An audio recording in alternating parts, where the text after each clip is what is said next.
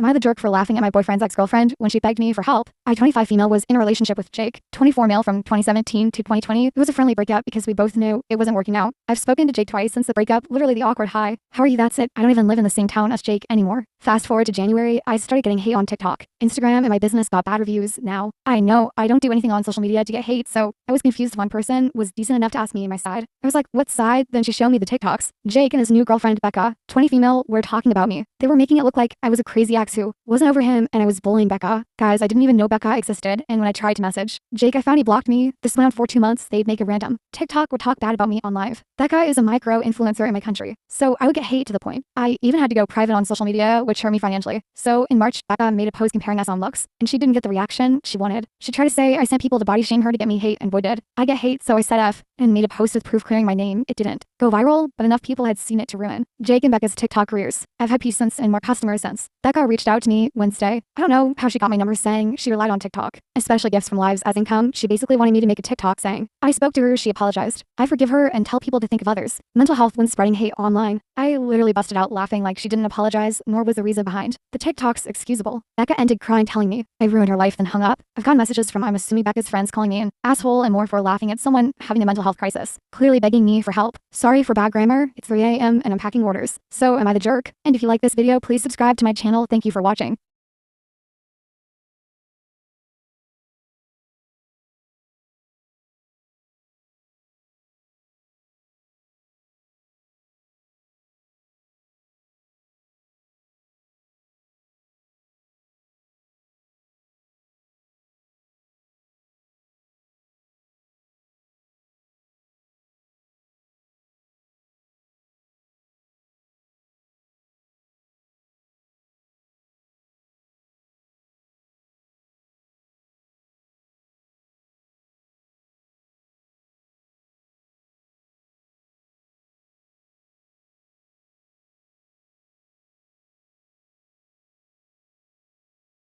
Am I the jerk for deleting my vlogger friend's footage without her permission? I invited my friends over for a housewarming to celebrate me moving into my dream home. It's a place I've been saving and working super hard for, something that all of my friends are aware of, and everyone was happy to come over and celebrate the milestone. The issue is that one of my friends, Susie, is a popular vlogger. She asked if she could film part of the party to include in her day in the live video. I'm super private, so I said no at first, but Susie promised she wouldn't show anything personal and only wanted a couple scenes of my friends laughing together and footage of the food spread. She also promised I wouldn't be in the video. I was still uncomfortable, but after she assured she wouldn't overshare, I said fine. The day of, within 10 minutes of the party starting, a mutual friend pulled me aside and said that she saw Susie filming her intro and then she giving a house tour for friends' new home. She also said that she saw Susie filming the outside of my home from top to bottom, and it would be easy to tell the neighborhood I lived in during the entirety of the party. I noticed that Susie kept filming more than what she promised, so I had to confront her about it. I asked to see the footage, and Susie said no, and acted super offended that I wouldn't trust her. I waited towards the end of the party, and when Susie was in the bathroom before leaving, I decided to just go through her camera. I was furious when I noticed that she filmed my whole home, even my bedroom and closet, and there were tons of clips where you could clearly see my face. I'm not kidding when I say that the footage looked like one of those home tour videos that realtors post online. I can admit that I was acting on impulse and my anger at this point, but I went ahead and just deleted all of the footage of the party. She found out shortly after when she went to shoot footage of everyone leaving and confronted me. I didn't admit to doing it, and we had a bit of a row until I just kicked her out. Most of my friends are understanding and on my side, but they did say that I shouldn't have gone and deleted the footage myself. I personally felt like I did the nice way of asking Susie directly first, but she was being so obstinate that I had no choice. The drama's been spreading around now with mixed reactions, so I wanted another opinion in case I really was the jerk. And if you like this video, please subscribe to my channel. Thank you for watching.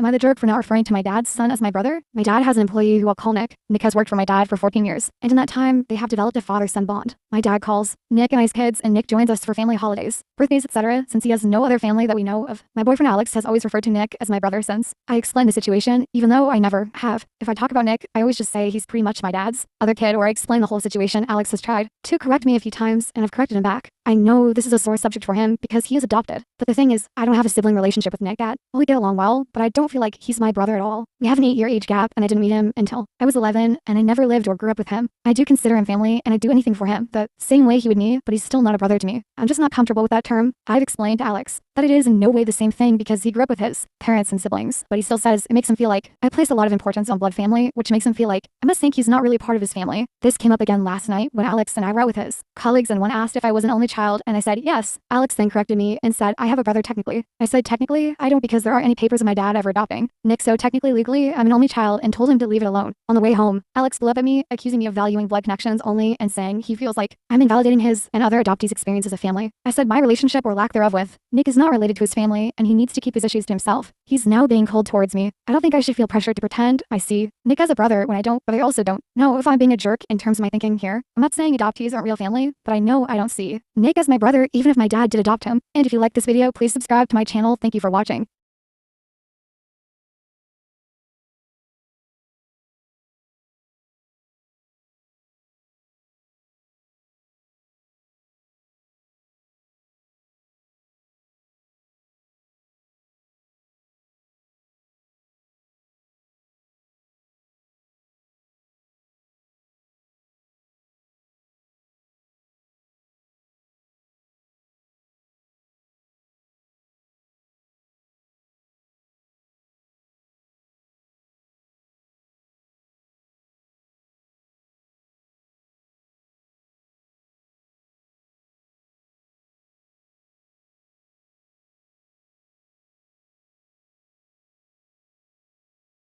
Am I the jerk for insisting I can sleep alone in my room? I am 21 female, so I just had a fight with my mother because she insists I come down and sleep in room with my sister 28 female. For context, I was on call with my boyfriend before, and we both fell asleep. And usually, my mother wakes me up again around 2 a.m. to go down and sleep in other room. Why? I have no idea. She is also too concerned to go to sleep herself until I do it. I am diabetic, but I always track my sugar. When I feel sleepy, and multiple times, I tried to tell her that she doesn't have to do this, but it just ends up with her being offended. Of course, I love my mom, but I just need a bit more freedom. She had a very traumatic life, and she is extremely scared of PPL leaving her. But being conditioned like this just makes me wish to pull away, but it feels like I am such a piece of jerk now. I still can hear her walking downstairs, and I feel so incredibly guilty for everything. And I know she would never allow me and my boyfriend to travel together alone if she makes such a fuss over this. I am honestly just so tired of everything, and honestly it feels like I shouldn't exist, and that feeling that I am legit biggest spoiled ungrateful piece of jerk ever. I feel so guilty for hurting people, but I guess my nerves are a bit weak lately. Hey, update. Okay, so I was a bit overwhelmed and under emotions last night writing this. My mother had pretty bad anxiety due to many terrible experiences she had in youth, and the thing is I understand why is she being that way. Like, I get it. The thing is she is still my mother, and I don't want to hurt her, especially cause she doesn't have bad intentions. I am type 1 diabetes for about 10 years, and I mostly know how to take care of it. I am on insulin, hence therapy, as it is only thing supported here. It just kind of scares me she's so attached or sensitive, because I honestly don't know how she will take me becoming full-on grown-up, and that just makes me feel terrible and guilty. But logically speaking, I need to convince her to speak with somebody professional about these things, cause it helped a bit in the past before she quieted, and get her some friends. I don't know, I just first need to find a way to solve my own feelings around this and be okay with being a bad person for a bit. And if you like this video, please subscribe to my channel. Thank you for watching.